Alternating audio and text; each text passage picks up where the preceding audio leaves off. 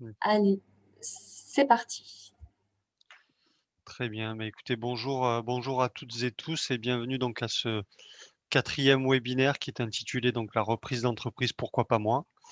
Donc entre le 19 janvier, de cette année et le 22 avril, donc ce sont en tout, 12 webinaires qui sont au programme. Chacun est l'occasion de vous informer sur un sujet qui vous intéresse et qui est en lien avec la création ou la reprise d'entreprise. Mais au plus que de l'information, je dirais même au-delà de l'information, ces webinaires, ont aussi pour objectif de mettre en lumière toutes ces structures et toutes ces personnes ressources qui sont à même de vous apporter une aide et un soutien dans vos projets. Donc ce matin, il sera question de reprise d'entreprise, et c'est avec plaisir donc que j'accueille donc les 4 personnes qui vont intervenir ce matin.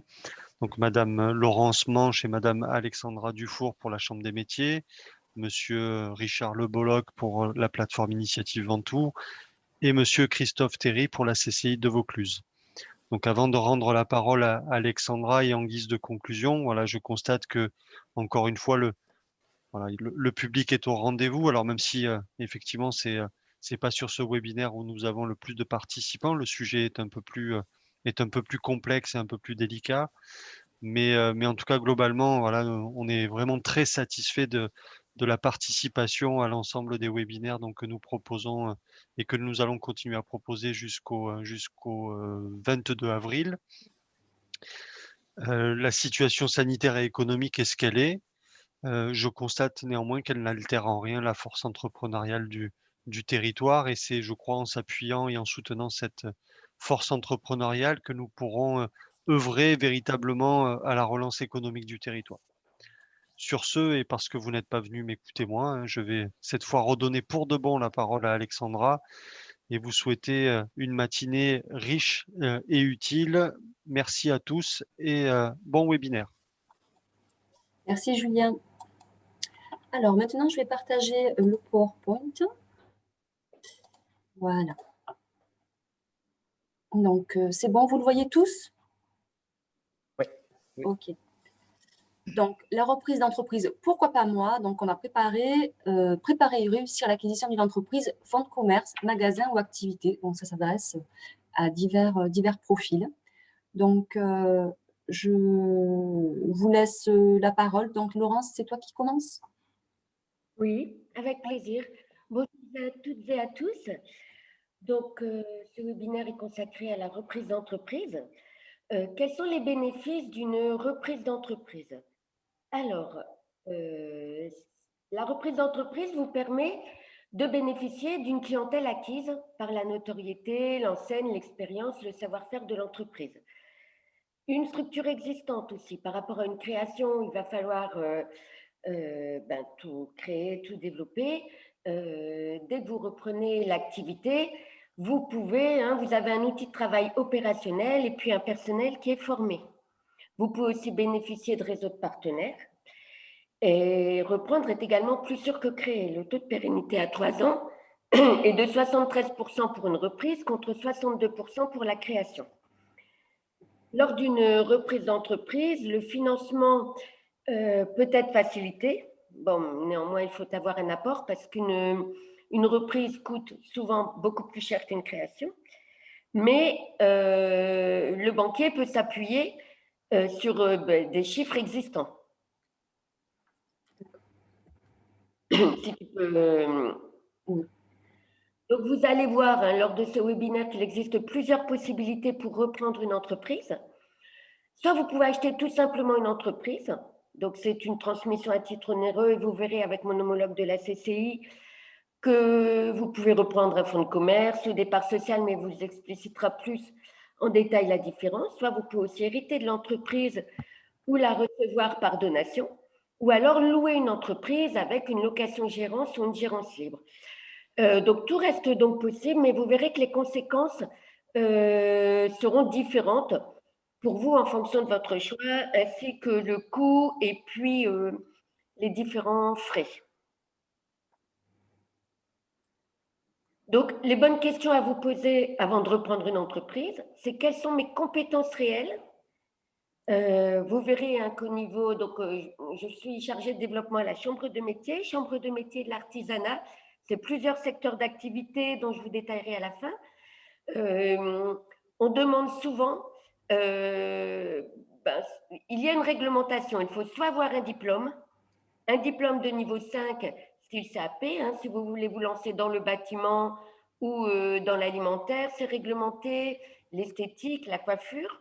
Donc, c'est soit un diplôme de niveau 5, soit 3 années d'expérience validée par fiche de paie, ou alors embaucher ou avoir des salariés qualifiés. Donc, souvent, quand vous reprenez, s'il y a des salariés, vérifiez si vous n'avez pas la compétence que les salariés, il y a bien au moins un salarié qui a la compétence.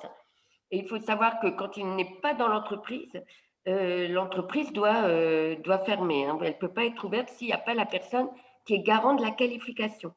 Donc, il faut bien vérifier vos compétences, mais aussi être en adéquation avec toute la réglementation liée au domaine que vous reprenez. Après, il faut aussi vous poser la question des changements que vous êtes prêt à faire. Si la reprise est cohérente avec votre vie privée, voilà, une reprise par rapport être gérant de société, être chef d'entreprise, c'est pas forcément pareil qu'être salarié.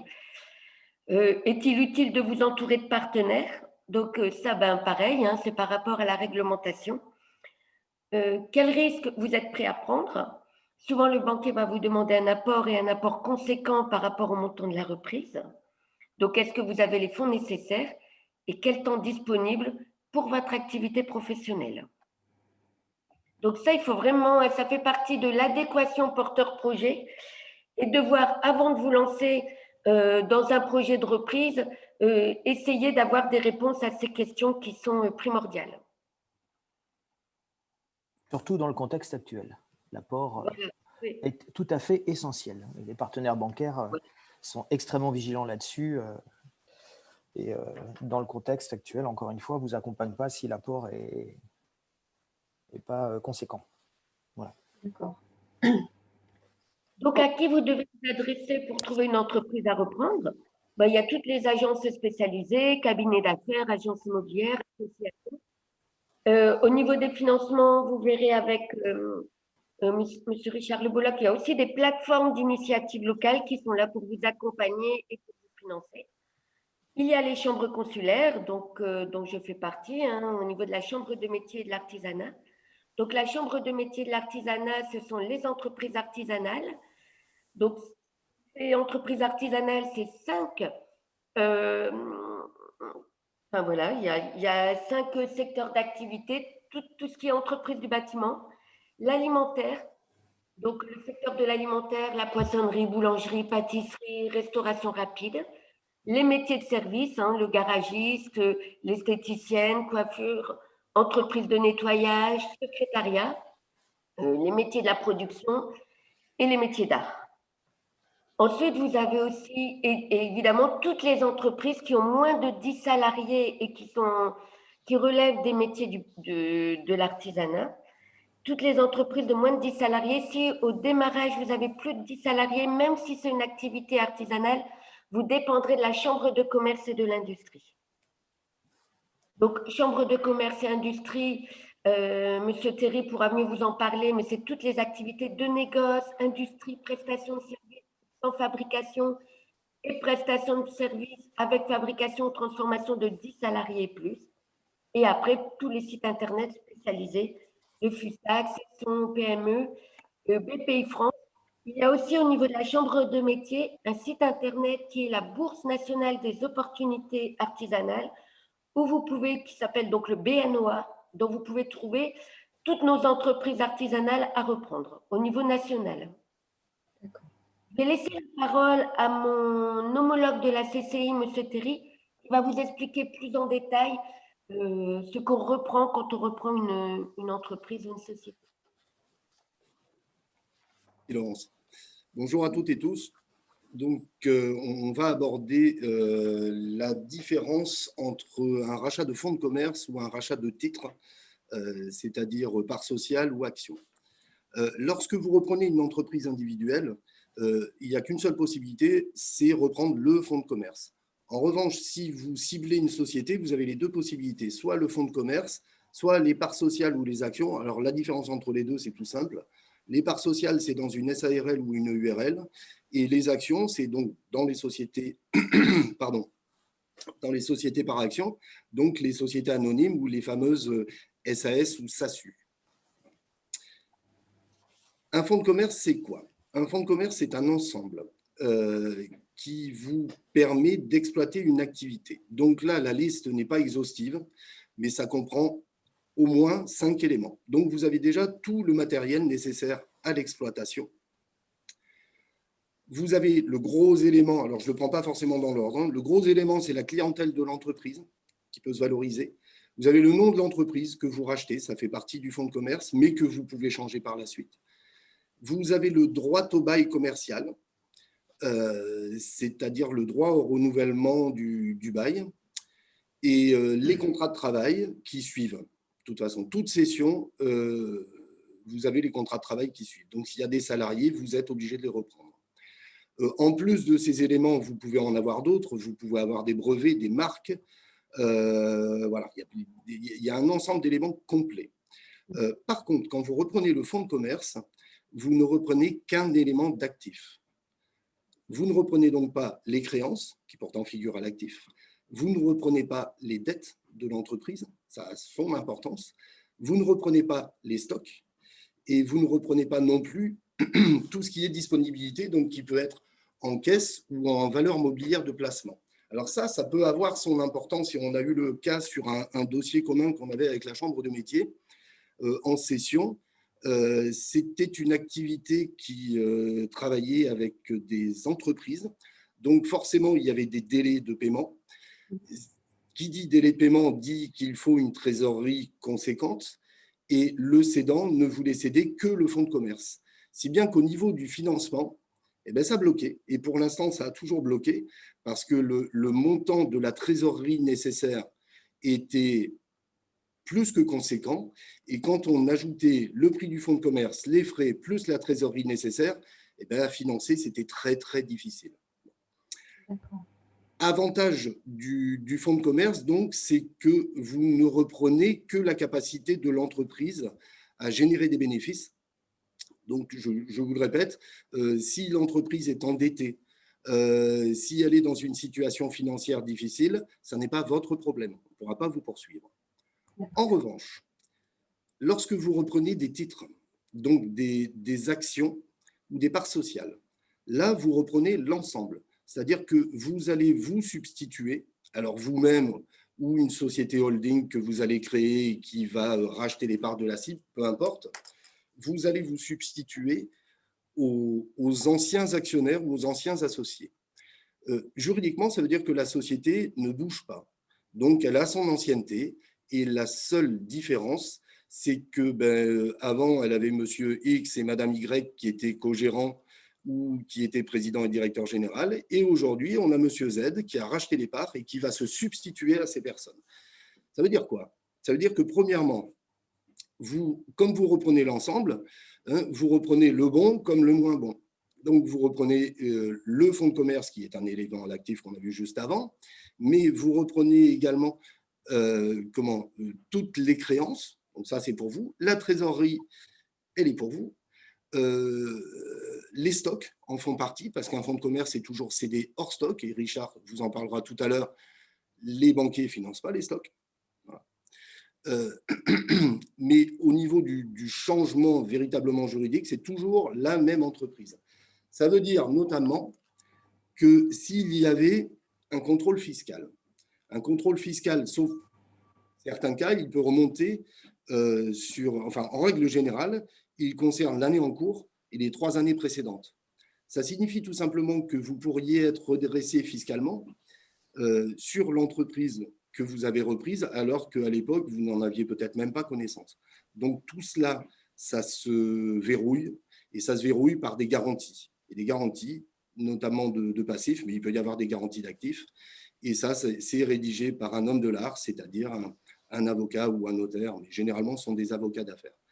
Quand vous reprenez un fonds de commerce ou des parts sociales ou des actions, il faut absolument vous faire, même si ça n'est pas une obligation légale dans certains cas, mais le maître mot, c'est de vous faire accompagner par un professionnel de droit. Voilà. Maintenant, une entreprise, que ce soit un fonds de commerce ou des parts sociales ou actions, ça a une valeur. Donc, on peut la valoriser.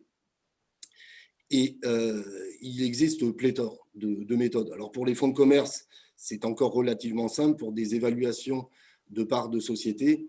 On ne va pas aborder le sujet dans le détail ce matin parce que sinon, on en a jusqu'à 14 heures. Mais on croise plusieurs méthodes et on arrive à déterminer un prix. Alors, on ne sera pas à un prix à l'euro près, hein, mais on aura une fourchette de prix, aussi bien pour un fonds de commerce que pour des parts. Et ensuite, il y a un juste prix, c'est-à-dire le prix auquel ça se vend. Parce que vous pouvez avoir il y a une valeur sur le marché. Voilà. Qui peut vous évaluer ce prix? Ça peut être les chambres consulaires. Donc, mes collègues de la Chambre des métiers le font. Nous, on le fait ici aussi à la CCI. Donc, on fait une approche de valorisation. Donc ça, si vous êtes intéressé, on prendra rendez-vous ultérieurement et puis je vous expliquerai un peu plus dans le détail parce que ça dépend également de la cible que vous visez.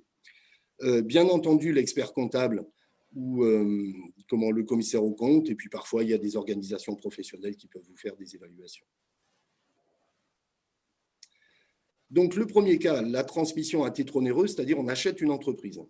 Sachez que si vous achetez une entreprise, vous allez avoir des frais. Alors, je ne vous parle pas des frais de conseil, hein, parce que forcément, votre avocat, votre notaire, votre expert comptable, hein, vous allez le payer pour qu'il effectue son travail, qu'il effectue l'audit complet, la valorisation, le reste. Là, je vous parle simplement de ce qu'on appelle les droits d'enregistrement. Donc, les droits d'enregistrement, ils sont différents selon que vous achetiez un fonds de commerce ou des parts sociales. Lorsque vous achetez un fonds de commerce, là, une petite coquille, c'est un achat de fonds de commerce. Pour le premier, on l'effacera dans le document qui vous sera envoyé. Donc, il y a une première tranche à 23 000 €. Donc, si vous rachetez une entreprise à moins de 23 000 €, il n'y aura pas de droit d'enregistrement. Bon, maintenant, le prix de cession est fonction de la rentabilité de l'entreprise. Donc, une entreprise à moins de 23 000 €, vous imaginez que ce n'est pas une multinationale. Voilà. Entre 23 000 et 200 000 €, c'est 3%. Et au-delà de 200 000 €, c'est 5%. Donc ça, c'est sur un fonds de commerce. Si vous achetez maintenant des parts sociales, donc je vous rappelle, des parts sociales EURL, SARL, là, vous avez 3% du prix d'achat après abattement. Alors, l'abattement, je ne suis pas rentré dans le détail sur ce slide. Si vous rachetez la totalité des parts sociales, l'abattement, il sera de 23 000 €, tel que vous le voyez apparaître sur le tableau précédent. Et si vous rachetez une partie des actions, enfin des parts sociales, pardon, et ça, c'est tout à fait possible. Excusez-moi. Là, il y aura un rapport entre le nombre de parts sociales et 23 000 €. Enfin, je vous passe les détails, je vous expliquerai ça à part si ça vous intéresse. Et quand vous rachetez des actions, c'est 0,1% du prix d'achat. Et ça, à votre charge. Christophe, okay. On a une petite question, je vous la dis maintenant. Est-ce que vous allez aborder le cas des franchises et est-ce un bon concept par rapport à un fonds de commerce? Alors, on n'aborde pas spécifiquement le problème des franchises, mais on est dans le même cas de figure. La seule chose au niveau des franchises, c'est qu'on peut avoir un contrat de franchise qui est transmissible ou pas. Voilà. Et la personne qui vous a posé la question, qui nous a posé la question sur les franchises, elle peut se reporter. On a fait, je crois que c'était, ça devait être en janvier d'ailleurs, c'était pas si vieux que ça, ou peut-être un peu plus, ça passe tellement vite. On a des webinaires qu'on avait animés, nous, CCI, on appelait ça la saga de la franchise, et j'avais notamment animé un webinaire sur l'aspect juridique de la reprise ou de la création d'une franchise avec les points particuliers. Et ça, normalement, c'est disponible en replay. Donc, que cette personne me contacte et puis voilà, on pourra lui parler de la franchise derrière. Merci. Oui, je vais juste ajouter un mot sur les franchises de façon globale. Quand vous passez par ce type de création ou de reprise, il faut toujours aussi aller voir quelqu'un en dehors de la franchise. Hein. Souvent, la franchise vous fait le prévisionnel, vous explique que le concept est formidable, etc. Pourquoi pas? Mais allez vous faire aussi conseiller par un expert comptable extérieur, allez à la chambre. Hein, tout n'est pas rose non plus dans la franchise. Hein. Vous avez souvent un ticket d'entrée qui est important. Donc, il faut vraiment peser le pour et le contre de façon pragmatique, hein, et pas se laisser, je ne vais pas dire berner, mais en tous les cas, les chiffres qui sont présentés appellent quand même de la réflexion, hein, et du recul. Voilà. Donc, on a voulu aborder tout de même, bien que ce ne soit pas le plus courant, le fait de la reprise d'entreprise par une donation ou un héritage. Voilà. On est plutôt dans le cadre d'une transmission familiale. Alors, je ne sais pas s'il y a des participants qui sont concernés par la transmission familiale, mais sachez, en balayant assez vite le sujet, qu'il y a une possibilité de transmission par donation, et vous avez, étant donné que les parts sociales ou les fonds de commerce font partie de vos biens propres, et bien là, il faut vous faire accompagner par un notaire. Parce qu'il y a des quotas, il y a des droits à payer, mais il peut y avoir des franchises sous une certaine durée de donation à ses enfants, enfin peu importe. Louer une entreprise. Alors là encore, là c'est plus pour mettre un petit clignotant. Louer une entreprise, ça n'est pas l'acheter. Donc on n'est pas sur de la reprise pure et simple d'entreprise. C'est-à-dire qu'il existe un système qui s'appelle la location-gérance ou la gérance libre. Alors, il y a encore un autre type de gérance qui s'appelle la gérance mandat. Ça, c'est encore autre chose. Là, on aborde juste la gérance libre. La gérance libre, c'est un propriétaire d'un fonds de commerce, un exploitant, qui va mettre en location son fonds de commerce. Donc, vous, en tant que créateur d'entreprise, là, cette fois-ci, non pas repreneur, vous allez créer une entité, alors peu importe que ce soit une entreprise individuelle ou une société, qui va prendre en location-gérance ce fonds pour l'exploiter. Et vous allez l'exploiter comme si vous en étiez propriétaire, sauf que vous n'en êtes pas propriétaire. Donc, ça peut arriver. On a parfois le cas, nous, à la CCI, et même assez fréquemment dans le cadre de l'hôtellerie ou de la restauration, où on peut avoir des candidats à la reprise, mais qui n'ont pas encore les fonds propres nécessaires à un rachat. Donc, ils se font un peu la main sur l'exploitation en tant que locataire-gérant, et par la suite, ils peuvent racheter soit l'entreprise qu'ils exploitent, soit une autre, parce qu'ils ont réussi à mettre un peu de côté et à conforter leurs fonds propres pour pouvoir obtenir un financement derrière. Attention tout de même, en cas de location-gérance, si on vous en proposait une, c'est le slide suivant, ça, Alexandra, s'il te plaît. Voilà, merci.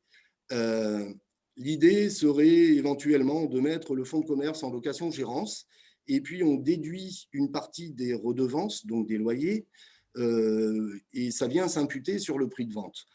Ça, c'est illégal. Voilà. La location-vente, elle est… Alors, au départ, ce n'est pas légal. Voilà. Il peut y avoir éventuellement une possibilité de rédiger ce type de contrat, mais là, c'est un avocat qui va vous le faire, et il faut que le prix soit certain. Enfin bon. En gros, si on vous propose ça, méfiez-vous. Méfiez-vous, ou évitez, ou passez à autre chose, ou allez consulter un avocat pour voir ce qu'il en pense. Voilà. Mais ce n'est pas de la transmission. Lorsqu'on parle de transmission et de reprise, on achète l'entreprise, le fonds ou les tétréactions. Oui, après, sur un plan familial, il y a par exemple un dispositif qui est le pacte du Treil, hein, qui peut être intéressant pour transmettre dans la famille, hein, une entreprise. Et ça, les avocats en droit des affaires maîtrisent bien le sujet, et ça évite un certain nombre de frais. Je crois qu'il y a une question. Un monsieur nous pose une question en cas de rachat du fonds de commerce au sujet des bâtiments ou des surfaces. Lorsqu'on rachète un fonds de commerce, comme je vous le disais tout à l'heure, vous avez le droit au bail. Donc, ça veut dire que l'entreprise est locataire. Vous avez le droit au renouvellement du bail commercial, vous allez vous substituer, il va y avoir un avenant ou on va en signer un nouveau, peu importe. Mais dans le fonds de commerce, théoriquement, il n'y a pas la propriété foncière des bâtiments. Vous gardez, donc il faut bien examiner le bail, il faut bien voir ce sur quoi ça porte. Vous pouvez racheter les murs et le fonds. Moi, j'en ai quelques-uns comme ça à céder. C'est toujours un peu compliqué parce qu'au prix du foncier dans notre région, on peut avoir un fonds qui vaut 200 000 € et qui tout de suite est grossi, et je vais en avoir un bientôt, donc encore une fois, par un bâtiment à 450 000. Donc, ça veut dire que vous rachetez une rentabilité sur 200 000, sauf que l'endettement total, il est sur 650 ou 700 000. Si vous rachetez des murs, vous ne faites pas sur du fonds de commerce, hein, vous ne faites pas de l'économique, vous faites du patrimoine. Ce n'est pas la même chose. Ce n'est pas les mêmes financements, ce n'est pas les mêmes taux, ce n'est pas la même durée, ce n'est pas la même capacité. Donc, les deux sont différents. Il faut voir si c'est intéressant de racheter les murs ou pas. Ça dépend des cas. Quand on est en zone d'activité, selon certaines activités, oui, ça peut être intéressant. Sur l'hôtellerie, ça peut être plus qu'intéressant. Mais voilà, pour vous donner une idée, moi j'ai connaissance d'un hôtel à céder là aujourd'hui. Hein, il est somptueux, voilà, c'est absolument splendide. Sauf que la mise de départ entre le fond et les murs, on est à plus de 3 millions d'euros. Oui, et puis ce qu'on peut ajouter aussi dans la pratique, pour compléter ce que tu dis, Christophe, c'est que on peut très bien constater que globalement, le remboursement, souvent le montage se fait via une SCI hein, quand on rachète les murs. Le remboursement peut être parfois inférieur finalement au loyer que vous allez payer, alors que vous n'êtes là pour le coup, le loyer, vous êtes propriétaire de rien, hein, enfin pas des murs. Mais les partenaires bancaires ne sont pas de grands amateurs, encore une fois, de ce type de montage quand il y a une reprise de fonds de commerce. Hein. Ils aiment bien que ça se fasse en 2 temps. Et donc, le premier blocage, vous risquez de l'avoir à ce niveau-là. Même si vous montrez que finalement, le remboursement du prêt coûte moins cher que le loyer, souvent, ce n'est pas simple. Et c'est des choses, bon, il faut persuader son partenaire bancaire et l'organisme de caution qui va bien avec que c'est une bonne opération. Voilà. Ce sont deux choses vraiment différentes. Hein. Je vous dis, Absolument. Sur du rachat de fonds, on est généralement, alors tu me dis, Richard, si je me trompe, mais généralement, on est sur 7 ans. Oui, absolument. On est sur 7 7 ans et après, sur de la SCI, on peut être plutôt sur 15 ans. 25, Ouais. pas du tout la même durée. Voilà. Bon, puis après, sur les reprises d'hôtels, on en a fait quelques-uns là récemment. Il y a aussi du crédit bail immobilier qui est possible sur 15 ans de façon générale. Hein, mais c'est pareil, encore une fois, souvent le partenaire qui va financer, et c'est lui finalement qui tient un peu les rênes de tout ça, hein, le partenaire qui va financer va vous imposer plus ou moins la façon de faire, hein, même si vous avez la volonté de racheter le bâtiment. Est-ce qu'on a répondu, Monsieur de Vaginet, à ce que vous souhaitiez? Faire attention. Oui, tout à fait. Donc, ce qui veut… Excusez-moi. Oui, merci pour la réponse. Ce qui veut dire qu'arrivé à un certain âge, en fait, il faut rester sur un fonds de commerce, quoi. Sinon, moi, dans mon cas, j'ai 55 ans. Si je rajoute 15, ça fait 70. Pour aller voir un banquier, ça va être compliqué, quoi. C'est du cas par cas. Hein. Absolument. Voilà.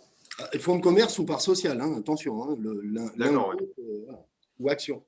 Là, j'ai oublié de vous le préciser tout à l'heure. C'est un choix de la part du cédant et le choix est souvent dicté par la fiscalité qui est derrière. Voilà. Vous pouvez très bien avoir comme je vous le disais tout à l'heure, une entreprise individuelle, vous n'avez pas le choix, c'est le fonds de commerce. Mais des entreprises individuelles aujourd'hui, elles sont quand même plus rares. Et lorsque vous avez une société qui est cible, le cédant peut parfois vous proposer le rachat du fonds ou le rachat de départ ou des actions au choix. Ça ne s'estime pas de la même manière. Les prix peuvent être différents. On peut avoir un prix tout à fait différent entre le fonds de commerce pour la même activité et la société en elle-même. Il peut y avoir des cas, et j'en ai déjà eu, où vous pouvez racheter le fonds de commerce parce que ça tourne, il n'y a pas de souci, il y a une rentabilité. Et en revanche, il ne faut absolument pas acheter les parts sociales parce que l'entreprise est endettée ou est gérée bizarrement. Voilà. Ça encore, vos conseils, alors ça peut être les chambres consulaires, mais c'est votre avocat, ça peut être votre notaire, c'est votre expert comptable. On peut vous faire la différence et vous donner un conseil en vous disant, là, vous pouvez racheter l'une, vous pouvez racheter l'autre. Pas du tout. Oui, je crois que de toute façon, Christophe, la conclusion en fait sur le passage que tu viens de faire, c'est que il faut se faire accompagner dans ce type de reprise d'entreprise. Vous devez être accompagné par des hommes de l'art, des avocats en droit des affaires, pas l'avocat de la famille, avocat en droit des affaires, par un expert comptable. C'est essentiel Il y a un certain nombre de choses. Tout à l'heure, Christophe l'a évoqué rapidement, mais quand vous reprenez, il faut faire rédiger une GAP, une garantie d'actifs et de passifs, puisque sinon vous êtes effectivement sur 3 années plus l'année en cours responsable, co-responsable en tous les cas de la gestion antérieure. Donc il y a un certain nombre de pare-feux et de systèmes à mettre en place et ça doit être bien rédigé. Parce qu'encore une fois, si c'est rédigé à la va-vite, quand vous allez vouloir l'activer, bah, ça ne fonctionnera pas. Et après, c'est source de conflit. Quand on active une GAP, une garantie d'actifs et de passifs, c'est souvent source de conflit. Donc, ça doit être bien fait pour que justement, il n'y ait pas d'appel à ça. De la même façon, de bien faire attention de passer devant un homme de l'art aussi quand on reprend un commerce, c'est-à-dire faire séquestrer le prix justement pour purger les éventuelles créances. Donc, voilà. Donc, le maître mot, c'est d'être accompagné. Faites pas ça tout seul. Ça vous évitera des déconvenus et des déboires par la suite. OK. Sur les aides financières, donc, alors je vais suivre le déroulé des slides. Concernant, bon, alors évidemment, le nerf de la guerre, quand vous rachetez une entreprise, c'est l'argent. Il faut évidemment en avoir un peu et savoir où trouver le reste. Alors déjà, il y a un certain nombre de dispositifs qui vous permettent une amélioration, je dirais, de la situation financière. Par exemple, vous avez l'ACRE, qui est l'exonération des cotisations sociales sur la première année d'activité, donc qui vous permet de pouvoir éventuellement vous rémunérer en ayant peu de charges sociales. Ce qu'il faut dire, c'est que globalement, lorsque vous reprenez une entreprise, en tous les cas, nous, sur les plateformes initiatives et avant tout en particulier, 65% des personnes qui reprennent une entreprise sont demandeurs d'emploi. Ça veut dire que la plupart du temps, elles sont indemnisées et qu'elles ne vont pas tirer de rémunération sur l'entreprise puisque c'est Pôle emploi qui va lui permettre de lui maintenir ses droits. Donc, c'est le cas, je dirais, le plus fréquent lorsqu'on est en forme sociétale, c'est le maintien de droits. Mais vous avez quand même cette possibilité de l'ACRE, qui, je crois, Christophe, est automatique maintenant. Jusqu'à il y a quelques années, il fallait le demander expressément et je crois que maintenant, c'est systématique. Sauf pour les micro-entreprises. Les micro-entrepreneurs doivent faire la demande et il y a certains critères. D'accord. Donc, ça se fait automatiquement à partir du moment où on ne l'a pas perçu au cours des 3 dernières années. D'accord, OK. Pour le micro-entrepreneur, ils sont revenus au système qui était antérieur, moins de 25 ans, chômeurs indemnisés, etc. etc. Mais bon, c'est un faux problème dans le cadre de la reprise, parce que je doute que quelqu'un vous conseille, en tant qu'entrepreneur, de créer une micro-entreprise. Absolument. Absolument. Donc, en tous les cas, on le cite quand même, mais ça vaut aussi, et surtout pour la création, évidemment, vous avez des abattements sur les charges sociales en micro. Depuis 2019, je crois, la réforme ça devait être en novembre, me semble-t-il, les prestations de services, donc en année 1, vous revenez à 11% au lieu d'être à 22, qui est le régime normal en vitesse de croisière sur les charges sociales. Je vous rappelle d'ailleurs qu'on paye sur le chiffre d'affaires. Il y a souvent une mauvaise croyance, mais on paye sur le chiffre d'affaires. C'est un point important. Et l'exonération également, la réduction, l'ACRE sur les micros en achat-vente, c'est 6,4% sur l'année 1. Et après, vous repassez à 12,8 vitesse de croisière pour la suite. Alors, hormis évidemment ces dispositifs qui vont vous permettre de valoriser, je dirais, le démarrage de l'activité, il faudra, en plus de vos fonds propres, parce qu'il en faut, encore une fois, on ne reprend pas une entreprise sans fonds propres, surtout aujourd'hui, vous avez la faculté de mobiliser des aides financières qui vont être souvent assimilées par les banques à de l'apport personnel. Et c'est ce que nous faisons, en tous les cas, sur les plateformes initiatives, en délivrant sous forme de prêts d'honneur. Les prêts d'honneur sont des prêts à taux zéro qui sont délivrés sans garantie et qui viennent renforcer en fait les fonds propres de l'entrepreneur. La banque l'assimile à de l'apport personnel. Et ces prêts d'honneur, en gros, la fourchette, c'est entre 1 500 et 15 000 euros en moyenne. C'est remboursable la plupart du temps sur 3 ans. La plupart du temps sans différé, mais il y a quand même des possibilités de pouvoir le faire si on estime que c'est nécessaire. Et on va surtout venir sur des champs de financement que les banques ne font pas, c'est-à-dire du stock, de la trésor. On peut aussi compléter sur du matériel, hein, mais les champs d'intervention et ce que nous aimons faire, c'est financer de la trésorerie en particulier et éventuellement du stock. Aujourd'hui, on ne peut pas créer une entreprise sans avoir de trésorerie. C'est impensable. Moi, je continue à avoir des gens au téléphone qui me disent « il n'y a pas besoin de trésor ». Non, n'importe quelle entreprise qui se crée a besoin de trésorerie. Quand on démarre, on ne sait pas si on ne va pas avoir une galère dans les 2-3 mois qui viennent parce qu'il y a un matériel qui va tomber en panne ou autre, hein, et évidemment, cette trésorerie, elle est tout à fait nécessaire et on va en particulier la déterminer en faisant un prévisionnel d'activité qui tient la route. Hein. Le prévisionnel d'activité, c'est de quoi j'ai besoin pour démarrer, un compte de résultat, donc ce qu'on appelle vulgairement un bilan sur 3 années, hein, surtout si les 2 années, vous êtes indemnisé par Pôle emploi. En année 3, vous serez en vitesse de croisière, donc on aura une vision réelle des charges de l'entreprise. Et puis le plan de trésorerie. Et ce plan de trésorerie, c'est le cycle des rentrées et des sorties de l'entreprise tel qu'on peut l'imaginer et qui va nous permettre de déterminer la trésorerie dont vous avez besoin, hein, pour pouvoir mener à bien votre entreprise. Donc, toutes les entreprises qui se créent ou qui sont reprises ont besoin de trésorerie. Alors, quand c'est repris, évidemment, il peut y avoir déjà des fonds dans l'entreprise, mais il y a quand même de la trésorerie. Donc, pour information, nous disposons sur les plateformes initiatives, hein, il y a des plateformes initiatives sur toute la France, hein, on est sectorisé, hein, donc nous concernant évidemment, on intervient sur la COV en particulier, les sorts du comptable, Ventoux Sud et Vaison Ventoux. Nous disposons depuis cette année de fonds complémentaires. Or, en plus des prêts d'honneur classiques plateforme, on peut doubler ce qu'on vous prête par le biais de prêts d'honneur BPI Création. Hein, ça, c'est valable pour l'année 2021. Hein, donc, c'est du 1 pour 1 pour cette année, ce sera du 1 pour 2 pour l'année prochaine. Mais en tous les cas, on a des enveloppes de fonds, hein, que nous décidons au niveau des plateformes et ensuite on va tirer sur le compte de BPI, hein, pour la création ou la reprise d'entreprise. Voilà, donc on a quand même des dispositifs particuliers. Je passe rapidement, on a également des fonds de prêt agricoles, on a des fonds de prêt initiatives remarquables également, qui vous permettent aussi d'accéder à d'autres fonds de prêt, et tout ça vient se superposer pour renforcer vos fonds propres. Voilà. Alors, dans le slide du coup d'avant, Alexandra, alors il est fait mention également de l'ARS, qui est en fait l'aide à la reprise de la création d'entreprise de Pôle emploi. Voilà, on est dessus. Alors, c'est un système en fait où lorsque vous avez cotisé donc schématiquement pendant 2 années, les 2 années antérieures à la fin de votre contrat de travail, vous avez la faculté de demander la libération de vos droits en 2 fois.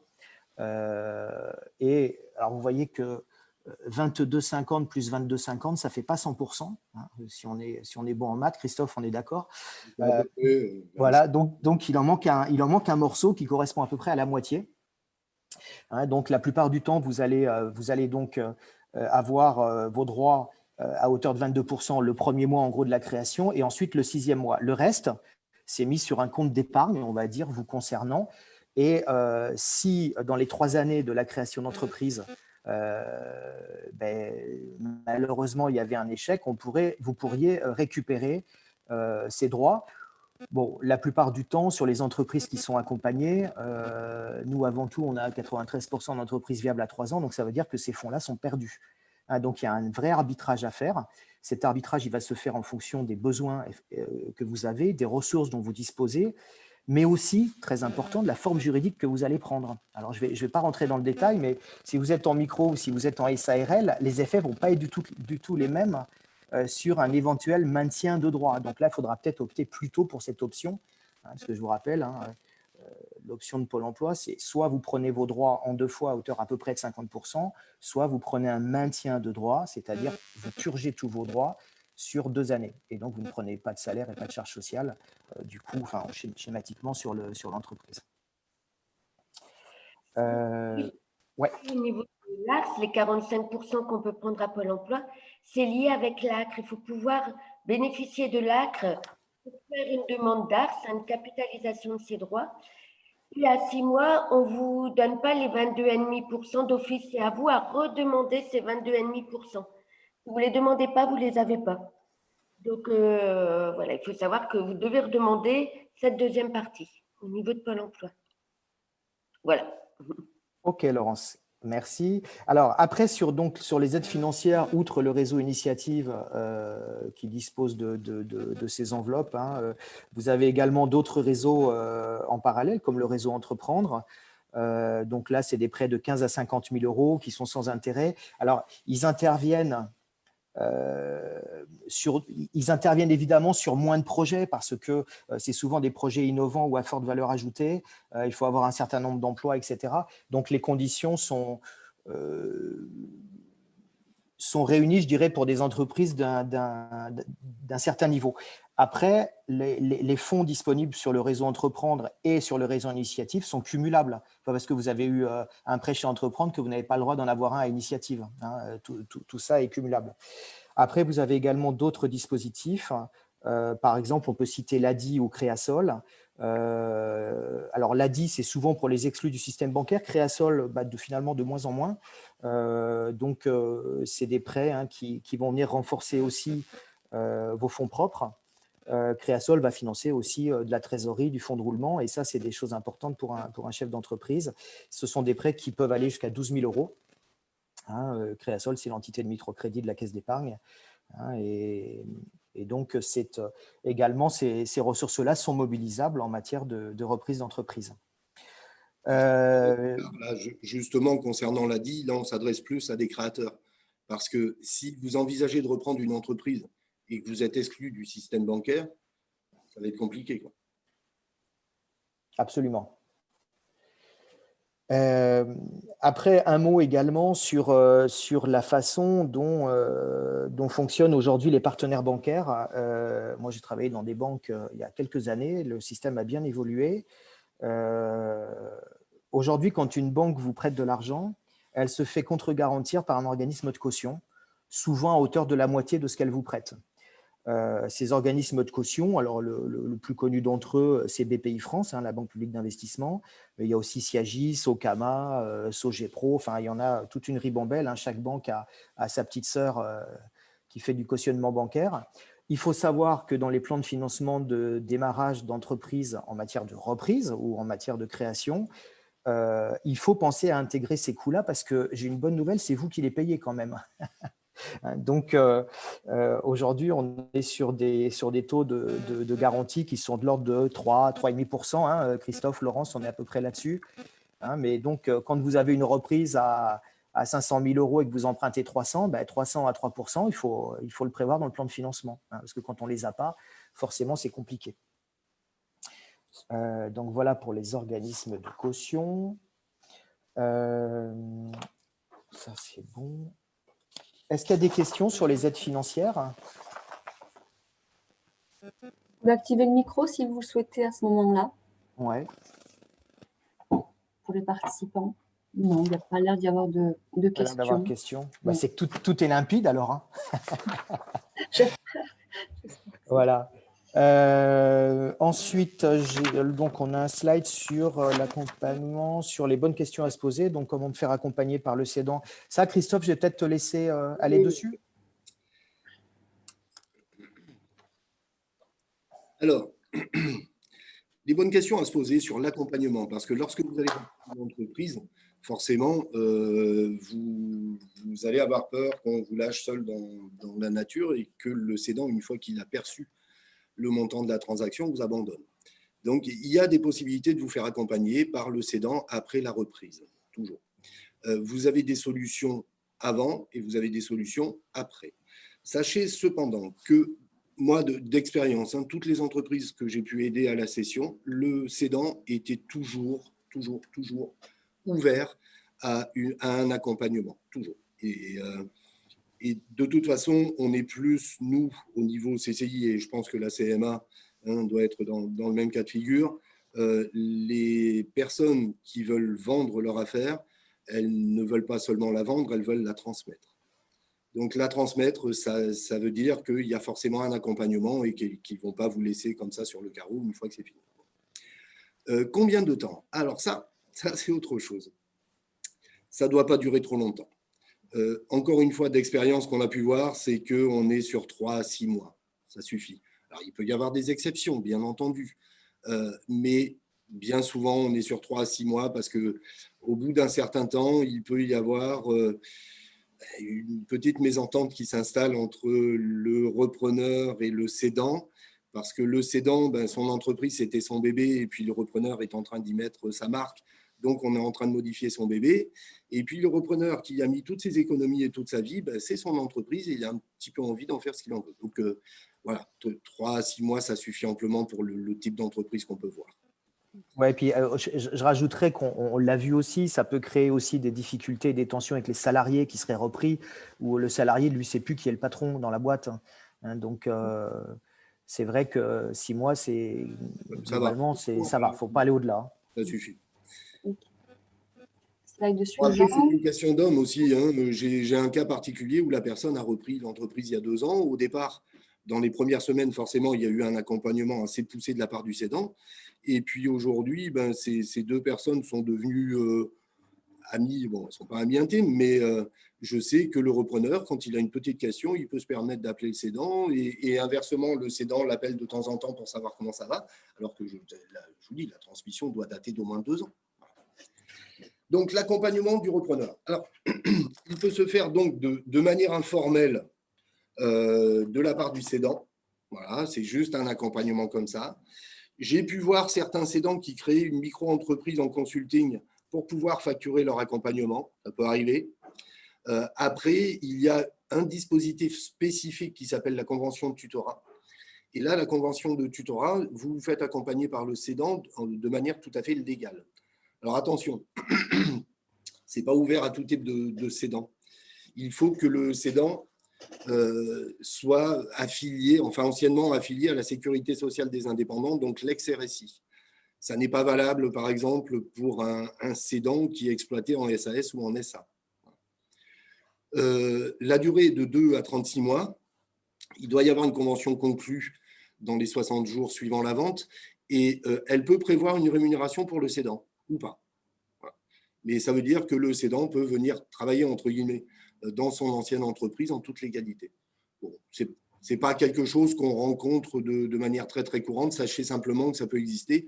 Mais nous, ça fait partie aussi du conseil qu'on peut donner aux cédants. Voilà, parce qu'on accompagne aussi bien le cédant que le repreneur. Ça, c'est une chose. Ensuite, vous pouvez avoir un dispositif qui vous permet un accompagnement, entre guillemets, mais avant la vente. Alors, c'est un dispositif qui s'appelle Ardent, qui est mis en place par le CNAM. Et le dispositif Ardent, au départ, on était plutôt sur un dispositif qui vous permet, lorsque vous voulez tester une nouvelle branche d'activité, d'avoir une personne chez vous qu'on appellera le stagiaire. Donc, on travaille souvent avec Force Cadre pour ça, pour recruter, ou avec l'APEC. Et cette personne va venir travailler dans votre entreprise. Il y a une signature forcément d'un contrat. Et pour 6 mois, ça vous coûte 5 000 €. Voilà. Ça ne vous coûte que 5 000 €. Mais ce dispositif, il peut également être adapté éventuellement à de la transmission. C'est-à-dire que vous montez un dossier Ardent parce que vous avez une cible, il y a une entreprise qui vous intéresse, mais avant de prendre réellement votre décision, vous voulez voir un peu comment ça se passe de l'intérieur. Et donc, le CNAM va vous monter. Alors, ça passe en commission, ce n'est pas automatique. Hein, mais si vous êtes accepté dans le dispositif Ardent, vous serez salarié, vous serez pris en charge aussi au niveau de votre salaire. Vous n'allez pas, vous, gagner 5 500 € sur l'année, sur les 6 mois, pardon, bien entendu. Mais vous travaillerez en toute légalité dans l'entreprise. Et après, ça peut aboutir à une transmission. Voilà. Encore une fois, ce n'est pas très, très courant. On a fait un dossier il n'y a pas très longtemps. Il faut vraiment que ça soit adapté à la situation.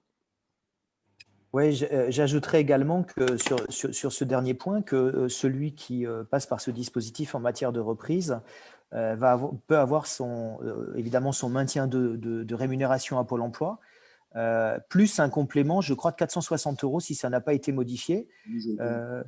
Voilà. Donc, c'est un système qui est plutôt intéressant. Vous êtes stagiaire de la formation professionnelle, vous ne faites pas partie des effectifs réellement salariés de l'entreprise. Le coût pour l'entreprise est identifié au départ et vous, finalement, vous avez un œil dans l'entreprise avant de la reprendre et en plus de vos éventuelles indemnités Pôle emploi, vous pouvez avoir un petit complément. Donc, c'est quand même très intéressant pour préparer la reprise. Et donc, c'est un système qu'il faut garder en tête et qui peut vous permettre d'être dans l'entreprise de façon légale. Parce que, évidemment, on rappelle que quand on est dans une entreprise et qu'on travaille, il faut avoir un cadre juridique pour être dans cette entreprise. Et pareil pour le cédant. Absolument. L'accompagne. Voilà, c'est pour ça qu'il y a les conventions. Ouais. Et comment ça se passe. Ouais. Est-ce qu'il y aurait quelques questions? Je vais remettre peut-être… alors, je vais finir de faire défiler, donc merci pour votre attention. Bon, sachant qu'on a encore 10 minutes, donc on peut prendre quelques questions si vous le souhaitez. Je vais remettre peut-être le mode… juste que j'arrête de partager le document. Hop. Peut-être faire défiler les partenaires et les pages que vous aurez. Voilà. Hop. Voilà, nous sommes tous là, donc vous pouvez remettre votre caméra si vous le souhaitez. Donc, on a un petit temps d'échange si vous avez des questions particulières, générales. Bon, déjà, Alexandra, tu as noté qu'il est 10h52, on a fait dans les temps. C'est voilà, un petit temps d'échange. Voilà, il nous reste 10 minutes pour échanger. Peut-être Pierre, vous avez une question concernant les clauses de non-concurrence. Moi, j'ai eu 3 commerces avant. En principe, chez le notaire, on demande des clauses de non-concurrence si elles ne sont pas respectées. Est-ce que ça arrive fréquemment ou pas? Que le cédant, vous voyez, remonte une… Ça peut arriver, mais bon, encore une fois, je vous dis, bien souvent, bon après, ce sont des humains, voilà, donc on peut avoir des personnes qui désirent derrière se réinstaller et veulent simplement vendre. On est plutôt dans le cadre de la transmission. Enfin, d'expérience, les personnes qu'on accompagne, on est là-dessus. Donc forcément, la clause de non-concurrence, enfin de non-rétablissement, elle existe et elle va être limitée géographiquement et dans le temps. Voilà, forcément, on ne peut pas vous interdire de vous réinstaller à 50 km à la ronde et pour le reste de votre vie. Mais elle va être limitée. Je sais, j'ai parfois eu le cas, moi, du côté cédant, non pas du côté repreneur, mais des cédants qui voulaient céder leur affaire pour en reprendre une dans la même ville. Bon, quand c'est comme ça, on leur explique bien que trouver un repreneur, ce sera non. Ou juste sur le local, ça c'est autre chose, lorsque vous reprenez le droit au bail pour créer une autre activité. Mais quand vous reprenez la même activité, vous savez très bien que si la personne part de 2 pâtés de maison derrière, elle va emmener sa clientèle, ou la majeure partie de sa clientèle. Donc ça, forcément, ça fait partie de la discussion du repreneur avec le cédant. Et il faut absolument que ça figure dans l'acte. Entendu. Bon, c'est quand même des choses qu'on voit rarement. Et puis après, j'en reviens à mon propos de tout à l'heure. Si c'est bien rédigé au départ et pas n'importe comment, ça s'impose quand même à celui qui cède. Et puis, bon, c'est des choses qu'on ne voit pas souvent. Moi, j'ai eu un truc assez marrant, c'est que j'ai une entreprise qui vend sur Internet. Et donc, la personne qui a rédigé l'acte, mais qui n'était pas un pro, c'est juste pour vous illustrer un peu de temps en temps le côté un peu farfelu des rédactions de documents, avait mis une clause de non-concurrence dans un rayon de 3 km, ce qui a un intérêt énorme sur quelqu'un qui vend sur toute la France par Internet. Voilà. Donc, c'est sûr. Moi, j'avais eu le cas une fois, par contre, d'un cédant, et là c'était différent, parce que cette personne avait cédé, je suis tenu au secret, donc forcément, je vais être très vague, mais elle avait cédé son activité. On était sur un métier de bouche, donc avec une clientèle, une zone de chalandise sur la commune et éventuellement les communes avoisinantes. Mais sa clause de non-rétablissement avait été rédigée pour une durée de 5 ans, je crois, il me semble. Et plutôt que de mettre sur un nombre de kilomètres de lieu à lieu, elle avait été rédigée sur un rayon de kilomètres. Et cette personne, peut-être 3 ans plus tard, après la cession, avait l'opportunité de racheter lui-même encore une autre entreprise qui était située, alors ce n'est pas du tout les communes, mais c'est, imaginez que vous ayez un boucher charcutier à Vaison-la-Romaine et le même à Carpentras. Si vous vendez Carpentras, vous savez très bien que si vous réinstallez à Vaison-la-Romaine, vous n'allez pas reprendre votre clientèle de Carpentras. C'est évident. Sauf que si vous avez rédigé à 30 km de Carpentras à Vaison, enfin ça fait à peu près ça, si vous l'avez rédigé en distance réelle, là vous pouvez reprendre un truc à Vaison. Si vous l'avez mis en rayon, je suis certain qu'il n'y a pas 30 km de rayon entre les 2 villes. Et il avait été dans l'impossibilité de reprendre l'entreprise. Et le repreneur avait refusé de remettre en cause cette clause jusqu'à la fin jusqu'à la fin des 5 ans. Jusqu'à l'échéance, jusqu'aux 5 ans. Mais bon, encore une fois, voilà, il faut vous faire accompagner. Il faut que ce soit rédigé, mais de manière… Alors, sachez que pour un avocat, alors quand on vous parle d'avocats d'affaires, ce sont des avocats spécialisés en droit des sociétés ou en droit commercial. Voilà. Ouais. Pour un avocat, le type de rédaction, la difficulté de rédaction de garantie d'acte de passif ou d'acte de cession ou autre, c'est du lambda, quoi. Pour eux, c'est quelque chose qu'ils font tous les jours, ils ont l'habitude de le faire. Ouais. Pas de souci. Mais on a souvent, nous, au cours des entretiens, des remarques qu'il faut qu'on combatte parce que c'est l'expert comptable, combien il va me coûter, l'avocat, combien il va me coûter. Moi, je serais plutôt tenté de dire l'avocat, combien il va me faire gagner, et mon expert comptable, combien il va me faire gagner. Ce sont des partenaires de votre réussite. Donc, il faut bien les choisir. Il faut être curieux aussi parce que vous êtes les maîtres de votre entreprise. Mais un avocat, un bon avocat et un bon expert comptable, c'est combien il va me faire gagner. C'est plutôt comme ça qu'il faut l'appréhender. Et d'investissement. C'est pas de l'investissement. De même que selon le type d'entreprise que vous pouvez cibler, vous pouvez avoir à faire appel à d'autres professionnels, en audit, des spécialistes, par exemple, des questions des ressources humaines. Lorsque vous avez une équipe en place, il faut examiner la pyramide des âges, il faut examiner les contrats de travail, enfin voilà, parce que les salariés, vous les reprenez. Si vous avez une entreprise, j'ai le cas actuellement, où il y a un salarié, bon là, ça ne posera pas de problème parce que le salarié ne veut pas rester dans l'entreprise, il veut faire autre chose, il n'a pas envie de travailler avec quelqu'un d'autre. Mais si vous dites, moi, je n'ai pas besoin de ce salarié parce que je vais l'exploiter avec mon époux ou mon épouse, par exemple, sur un petit commerce, il va falloir qu'il y ait une rupture conventionnelle entre le cédant et le salarié. Parce que la cession d'une entreprise, et même pour cause de retraite, et fort heureusement, ça n'est pas un motif de licenciement. Absolument.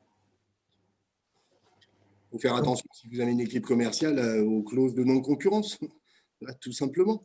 Que les commerciaux ne partent pas à la concurrence parce que leurs contrats ont été mal rédigés. Ça arrive. Bien. Merci Christophe. Est-ce que vous avez quelques questions complémentaires? Monsieur Vaginet, Rémi, Monsieur Balmat, peut-être? Non? D'accord. Bon, Bernard, peut-être?